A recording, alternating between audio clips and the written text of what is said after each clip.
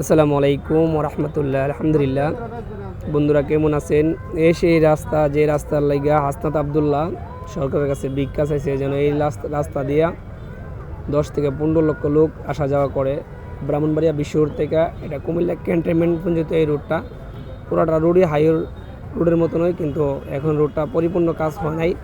তো অলরেডি আমাদের কুড়িচমনি পর্যন্ত চলে আসছে। কুড়িচমনি থেকে কুমিল্লা ক্যান্টনমেন্ট পর্যন্ত এই রাস্তাটা হওয়ার জন্য হাসনাত আবদুল্লাহ সরকারের কাছে আবেদন করছে। এবং আপনারা সবাই দেখেন রাস্তাটা কত ভাঙ্গা। এটা আমাদের মিরপুর থেকে কাঠেরপুর পর্যন্ত পুরাটা রোডই একবারে ভাঙ্গা, ভয়াবহ।